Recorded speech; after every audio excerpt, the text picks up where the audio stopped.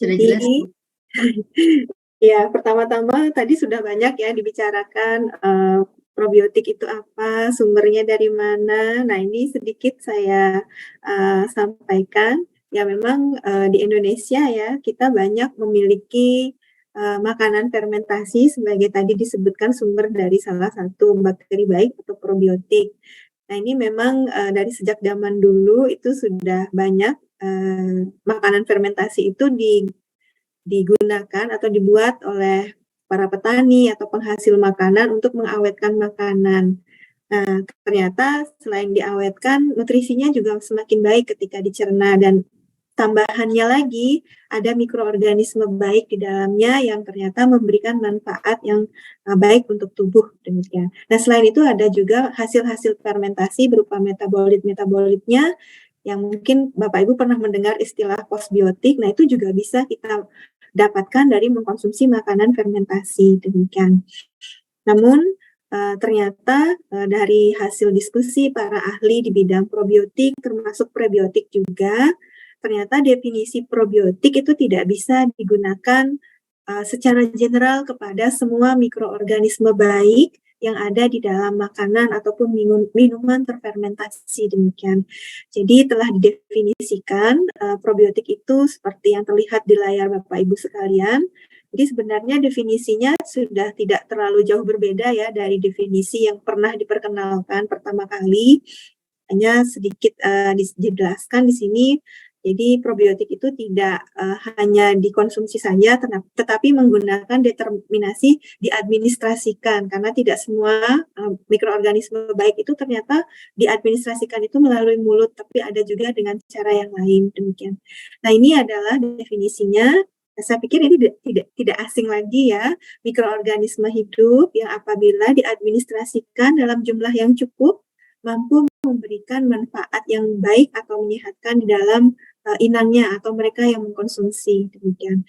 Jadi poin-poinnya probiotik itu harus jelas, mikroorganismenya apa, jadi ini harus teridentifikasi dengan baik, kemudian berapa yang kita konsumsi gitu, jumlahnya harus sesuai, kemudian, manfaat baiknya juga dapat terdokumentasi dengan baik melalui penelitian dan yang tidak kalah penting dia harus aman ketika kita konsumsi, demikian. Ya, oke. Nah, lalu karakteristik probiotik itu bagaimana?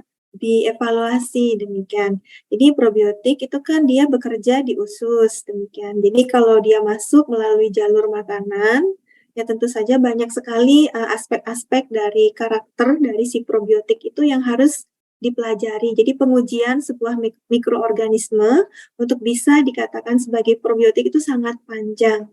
Ya, jadi paling tidak dia itu, karena dia bekerja di usus, paling tidak ketika kita konsumsi, ketika dia masuk melalui jalur makanan, dia harus mampu melewati barier yang ada di saluran pencernaan bagian atas, misalnya asam lambung, garam empedu, kemudian sampai di usus dalam keadaan hidup. Nah, tahu dia sampai di usus dalam keadaan hidup juga tidak mudah ya, karena tidak mungkin tubuh orang kita buka-buka seperti itu. Nah, ternyata sampai saat ini pun cara untuk mengetahui bahwa mikroorganisme probiotik itu sampai hidup di usus itu adalah dengan melihat adanya temuan si bakteri probiotik itu dalam keadaan hidup di feses orang yang mengkonsumsi, demikian. Nah, ini adalah bagan, bagaimana seleksi probiotik dilakukan. Misalnya ada fisiologi karakteristik, jadi dia harus memberikan manfaat yang positif untuk, kita. Misalnya menghasilkan zat antimikrobial, kemudian tidak menghasilkan senyawa-senyawa dalam proses fermentasinya atau di dalam tubuh kita yang dapat membahayakan, kesehatan. Nah, ini toleran terhadap asam dan garam empedu tadi sudah saya jelaskan, kemudian mampu berkolonisasi di usus sehingga pada akhirnya melakukan aktivitasnya di sana dan memberikan manfaat. Nah, manfaatnya itu seperti apa? Nah, di sini ada, misalnya tadi beberapa sudah disebutkan ya, mengontrol pertumbuhan bakteri merugikan, mencegah inflamasi, membantu, menjaga keseimbangan atau fungsi dari sistem kekebalan tubuh agar arahnya itu ke arah yang menyehatkan dan lain sebagainya, ini ke bawah banyak sekali. Nah, kemudian kalau probiotik itu ingin diadministrasikan dalam bentuk makanan, tentu saja dia harus memenuhi syarat-syarat untuk diterapkan di bidang industri, demikian. Nah, banyak itu persyaratannya, misalnya mampu menghasilkan produk fermentasi yang enak, itu salah satunya. Ya, ya lanjut. Kemudian bagaimana mekanisme probiotik dalam menjaga kesehatan atau memberikan manfaat di dalam tubuh kita? Maaf. Ya, ini bisa dibagi menjadi 3 secara garis besar. Yang pertama itu adalah fungsi protektif atau pencegahan terhadap pertumbuhan patogen. Nah, ini banyak mekanismenya. Misalnya dia berebut tempat dan juga makanan yang ada di usus. Kemudian untuk bisa diem di usus atau di pencernaan, dia juga harus melakukan penempelan. Nah, itu juga bisa terjadi kompetisi, demikian. Jadi kalau si bakteri baik, itu lebih banyak menempel di dalam pencernaan kita, maka secara otomatis dia akan menghalangi atau paling tidak mengontrol, ekspansi dari bakteri-bakteri yang, tidak baik, demikian. Kemudian dia bisa menghasilkan zat anti mikroorganisme, misalnya bakteriosin misalnya atau senyawa asam yang juga dapat membatasi pertumbuhan si bakteri patogen. Kemudian probiotik itu juga dapat menciptakan kondisi usus, misalnya suasana usus itu menjadi asam sehingga memicu pertumbuhan mikroorganisme baik lainnya yang pada akhirnya menghasilkan senyawa-senyawa yang dibutuhkan oleh tubuh kita. Misalnya asam lemak rantai pendek seperti asam asetat, asam butirat, propionat. Nah, itu pada akhirnya senyawa asam organik itu akan menurunkan pH dari usus kita. Nah, ini juga akan membatasi pertumbuhan bakteri jahat. Di samping itu dia juga memiliki fungsi lain, yaitu sebagai nutrisi dari sel-sel epitel usus kita, sehingga sel-sel epitel usus kita yang jenisnya sangat banyak itu juga bisa melakukan fungsinya dengan baik. Misalnya menstimulasi produksi dari mukus atau lendir yang ada di atas sel epitel kita. Kemudian pada akhirnya mampu meningkatkan sistem pertahanan di usus secara keseluruhan. Nah, ini beberapa paling tidak yang masuk ke dalam fungsi protektif pencegahan pertumbuhan bakteri jahat. Nah, tadi sudah disebutkan juga fungsi terhadap sistem imun. Nah, itu intervensinya seperti apa? Ya, menstimulasi sistem imun melalui aktivasi macrophage yang tadi disebutkan, kemudian menghasilkan sitokin. Nah, sitokin itu akan mengaktifkan teman-teman sel-sel imun yang lain, misalnya sel NK yang berperan dalam memakan virus atau pertumbuhan sel-sel yang tidak normal yang menuju ke arah kanker. Nah, itu juga bagian dari sistem pertahanan melalui sistem imun. Kemudian dapat juga menstimulasi produksi dari imunoglobulin A.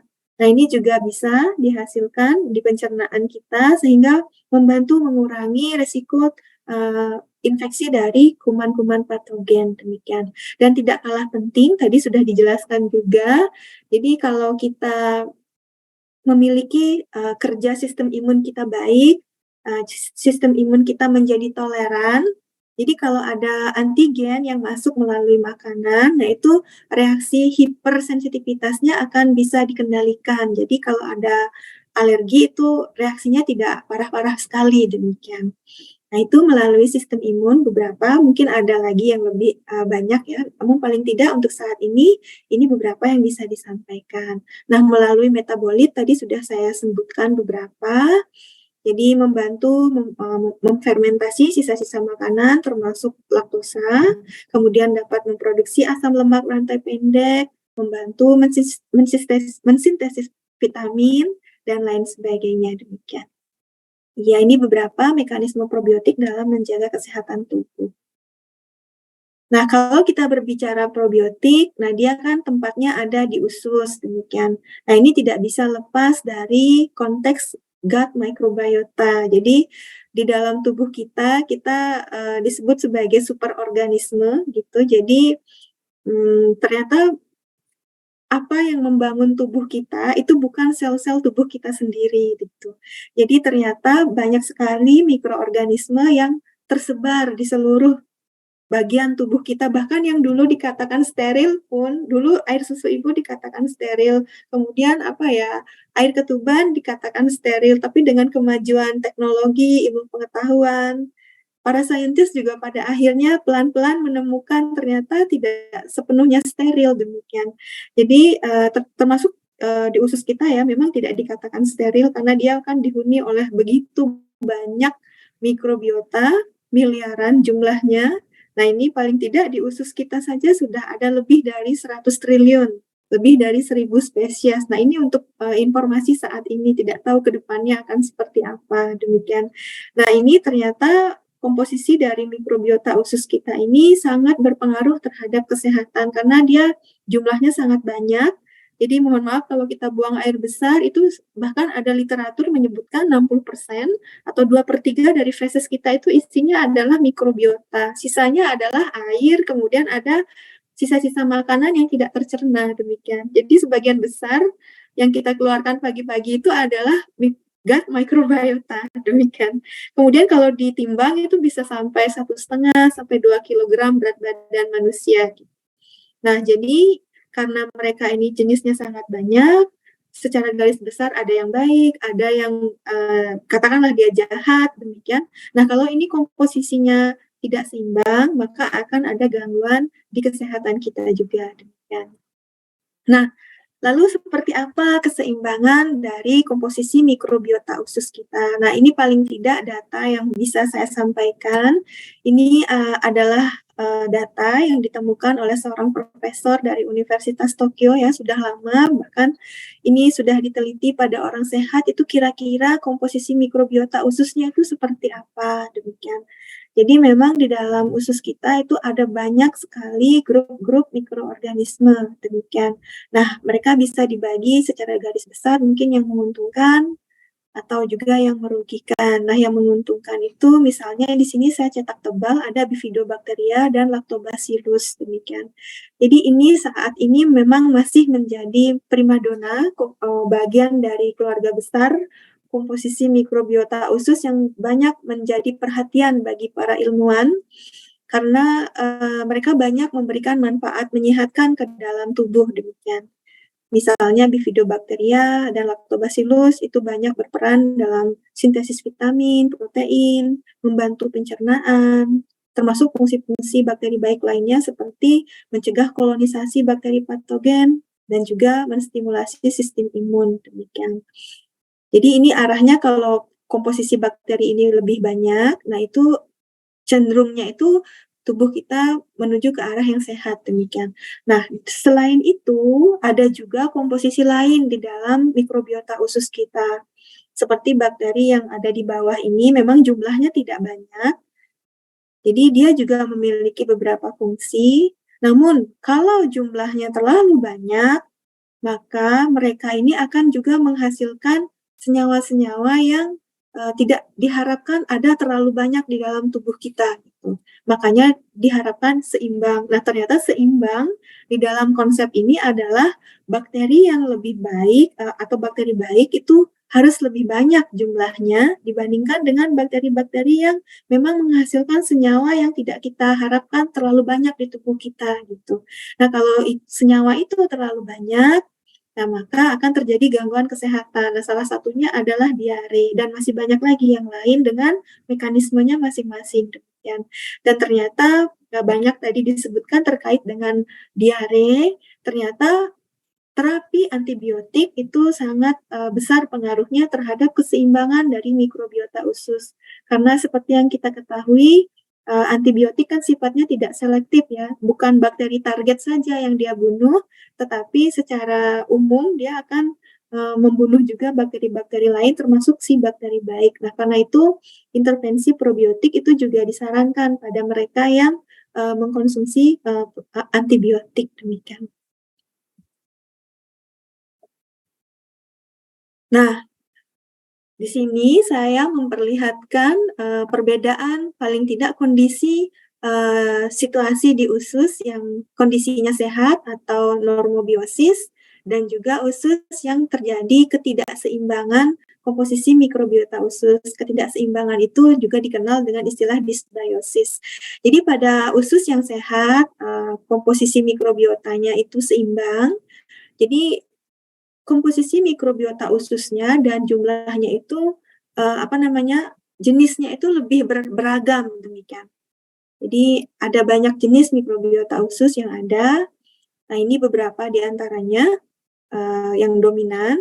Kemudian keberadaan mereka ini akan sangat positif terhadap produksi short chain fatty acid atau asam lemak rantai pendek yang peranannya sangat penting ya untuk kesehatan struktur dari sel-sel epitel kita, termasuk sistem kekebalan tubuh dan komunikasi antara usus kita dengan organ-organ tubuh lainnya, gitu. Kemudian ini disampaikan di sini bahwa kalau usus kita ada dalam kondisi yang sehat, mikrobiota ususnya ada dalam komposisi yang menyehatkan, maka intak dari pertahanan usus kita juga semakin baik, demikian. Jadi peluang terjadinya inflamasi juga menjadi lebih rendah karena dia juga berpengaruh terhadap menjaga sistem kekebalan tubuh kita, demikian. Nah, pada yang mengalami ketidakseimbangan, nah ini yang terjadi, demikian.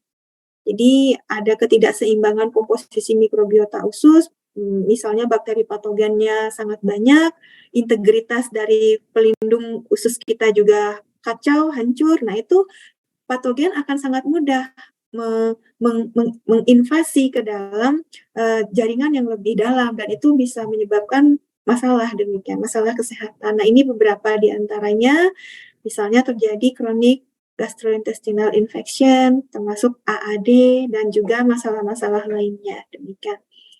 Nah, lalu apa yang bisa dilakukan?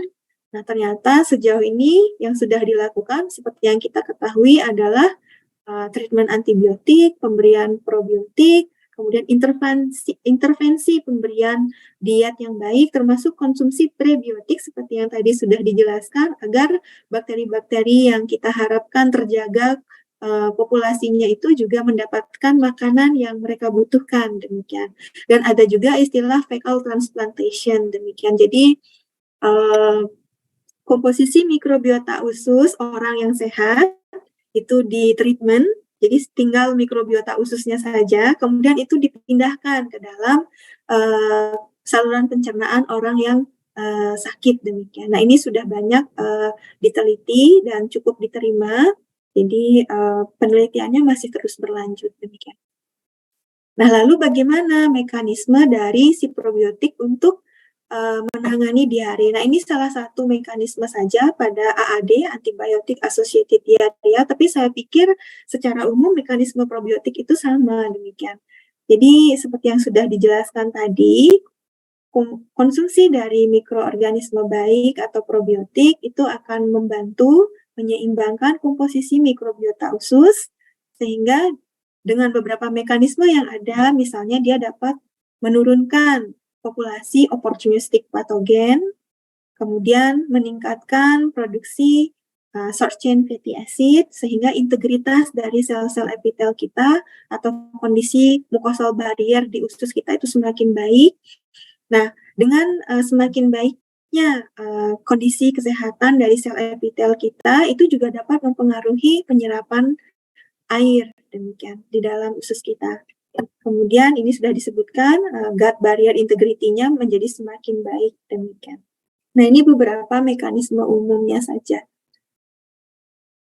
Nah, tadi sudah disebutkan juga bahwa beberapa kondisi seperti peradangan di usus, nah itu juga erat kaitannya dengan stres, demikian. Nah, ini karena adanya kaitan antara komposisi usus, terutama adanya intervensi dari si mikrobiota terhadap otak kita. Jadi kalau kita stres seperti itu, tidak salah juga kalau kita bisa mengalami diare, demikian.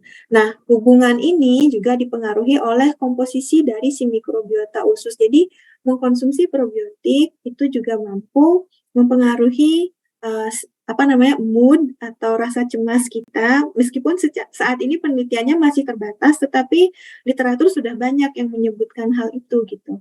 Jadi menjaga keseimbangan mikrobiota usus juga memiliki peranan atau pengaruh terhadap menjaga mood kita, mengurangi kecemasan, dan pada akhirnya berpengaruh juga terhadap kejadian gangguan kesehatan di pencernaan. Nah, ini sedikit beberapa penelitian yang ingin saya jelaskan. Jadi disebutkan tadi bahwa untuk memberikan manfaat menyehatkan, probiotik itu harus mampu melewati asam lambung dan garam empedu sehingga mampu tumbuh di usus kemudian untuk memberikan manfaat yang menyehatkan. Nah, ini adalah salah satu penelitian yang telah dilakukan. Mungkin Bapak Ibu pernah mendengar nama bakteri Lactobacillus casei strain Shirota. Nah, ini bisa banyak kita temukan dalam bentuk susu fermentasi. Nah, ini sudah diteliti, ternyata dia itu dikonsumsi oleh sekelompok subjek selama 10 hari. Dan setelah itu dilakukan pengamatan, ternyata setelah 10 hari mengkonsumsi secara rutin, itu dia ditemukan ada di saluran pencernaan. Nah, ini beberapa hasil penelitian terkait manfaat dari Alkasai shirota strain itu terhadap diare. Jadi sebuah penelitian itu dilakukan di India pada tahun 2011, itu laporannya telah dipublish di sebuah jurnal internasional. Jadi ini penelitiannya dilakukan pada populasi yang sangat besar demikian. Jadi hampir mendekati 4.000 anak usia 1 sampai 5 tahun itu ada di daerah di mana sanitasinya kurang baik, jadi mereka rentan terkena infeksi diare demikian. Jadi dilakukanlah penelitian di mana responden ini dibagi menjadi 2, kemudian diberikan susu fermentasi yang mengandung Alkasai shirota strain, diintervensi selama 12 minggu, kemudian setengahnya itu tidak diberikan demikian. Ternyata ditemukan hasil bahwa kejadian diare pada mereka yang mengkonsumsi susu fermentasi itu signifikan lebih rendah dibandingkan yang tidak diberikan konsumsi Alkasai shirota strain. Nah, selanjutnya ada juga penelitian terkait dengan manfaat Lactobacillus casei shirota strain terhadap pasien yang mengalami gangguan syaraf atau di bagian tulang belakangnya ada masalah. Nah, itu mau tidak mau mereka kan harus tinggal di rumah sakit dan ada terapi antibiotik yang lama demikian. Jadi di sini dilakukan penelitian sebanyak 164 pasien, itu rata-rata usianya 50 tahun. Nah, itu mereka dibagi menjadi dua grup. Jadi selama mereka menerima antibiotik, ini range durasi menerima antibiotiknya ada di antara 5 sampai 366 hari. Nah, itu untuk grup yang menerima antibiotik dan probiotik, nah itu diberikan sepanjang terapi antibiotik ditambah 7 hari setelah antibiotik itu selesai diberikan. Nah, ada juga grup lainnya yang hanya menerima terapi antibiotik saja. Ternyata ditemukan hasil bahwa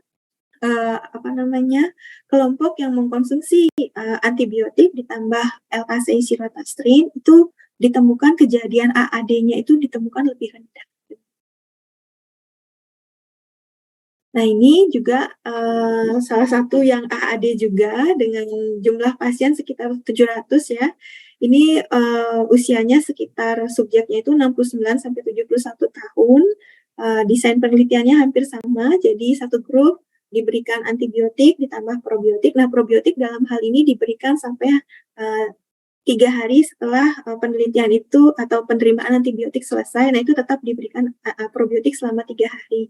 Dan yang grup satunya lagi itu hanya diberikan antibiotik saja. Nah, pada penelitian yang kali ini ditemukan memang hasil yang hampir mirip, yaitu pemberian susu fermentasi yang mengandung Alkasai shirota strain ini mampu menurunkan kejadian AAD dan juga kejadian infeksi Clostridium difficile, yaitu kuman yang memang biasa ditemukan sebagai penyebab dari diare yang disebabkan oleh pemberian antibiotik yang berkepanjangan. Nah, selain itu ditemukan juga ada perbaikan komposisi mikrobiota usus pada mereka yang menerima Alkasai shirota strain.